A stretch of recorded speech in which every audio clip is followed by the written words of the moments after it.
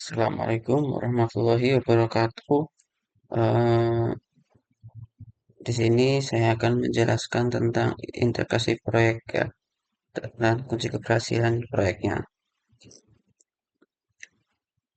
Nah, kunci keberhasilan proyek itu adalah manajer proyek harus mengorganisasikan semua area pengetahuan proyek selama siklus hidup proyek.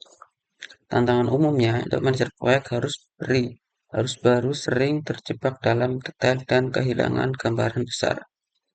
Manajemen integrasi proyek tidak sama dengan integrasi perangkat lunak.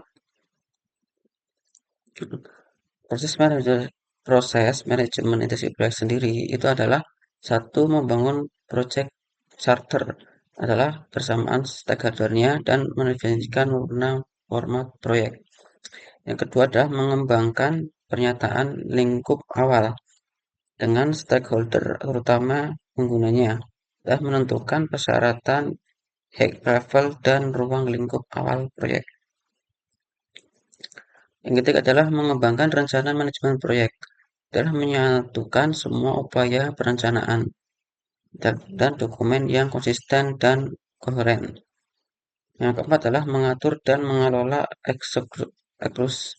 eksekusi proyek, adalah melaksanakan rencana manajemen proyek itu sendiri bisa dengan baik. Kan menjalankan kegiatan terencana. Bagaimana kita harus merancang apa-apa yang harus direncanakannya.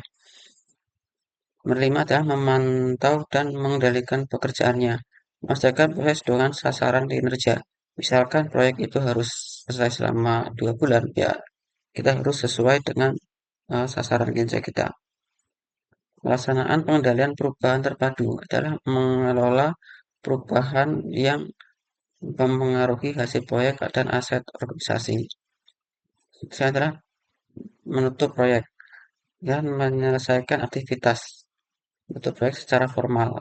Menyelesaikan aktivitas itu semua kita harus apa yang diminta oleh eh, sumber kita harus sesuai aktivitas yang sudah dibuatkan. Menutup proyek secara formal, ya kita harus menjelaskan secara rinci apa yang proyek kita langsung laksanakan ya. Kerja kita menutup secara formal dan menyerahkan sepenuhnya proyek apa yang kita buat.